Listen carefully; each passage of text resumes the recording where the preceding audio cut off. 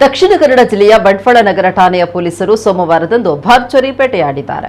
ಇಲ್ಲಿನ ಠಾಣಾ ವ್ಯಾಪ್ತಿಯಲ್ಲಿ ಹಗಲಿನ ವೇಳೆ ಮನೆಗಳಿಗೆ ನುಗ್ಗಿ ಕಳವು ಮಾಡುತ್ತಿದ್ದ ಪ್ರಕರಣವನ್ನು ಭೇದಿಸಿದ್ದು ಲಕ್ಷಾಂತರ ಮೌಲ್ಯದ ಸೊತ್ತುಗಳನ್ನು ವಶಕ್ಕೆ ಪಡೆದು ಇಬ್ಬರು ಆರೋಪಿಗಳನ್ನು ಬಂಧಿಸಲಾಗಿದೆ.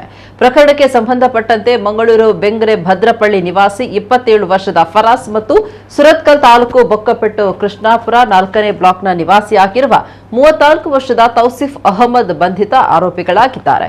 ಬಂಧಿತರಿಂದ 12,23,000 ರೂಪಾಯಿ ಮೌಲ್ಯದ 223 ಗ್ರಾಂ ಚಿನ್ನಾಭರಣ ಮತ್ತು 3,000 ರೂಪಾಯಿ ಮೌಲ್ಯದ ಬೆಳ್ಳಿ ವಸ್ತುಗಳನ್ನು ಹಾಗೂ ಕೃತ್ಯಕ್ಕೆ ಬಳಸಿದ್ದ ಸುಮಾರು 3.5 ಲಕ್ಷ ಮೌಲ್ಯದ ಮಹೀಂದ್ರ ಖೇಲೋ ಕಾರ್ ಮತ್ತು ಮೋಟಾರ್ ಸೈಕಲ್ ಸೇರಿದಂತೆ ಒಟ್ಟು 15,56,000 ರೂಪಾಯಿ ಮೌಲ್ಯದ ಸೊತ್ತುಗಳನ್ನು ವಶಪಡಿಸಿಕೊಂಡಿದ್ದಾರೆ.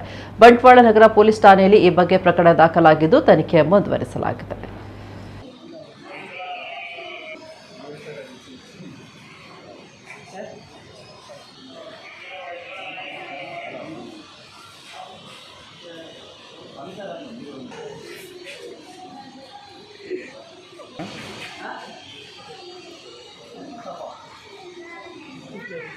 साइड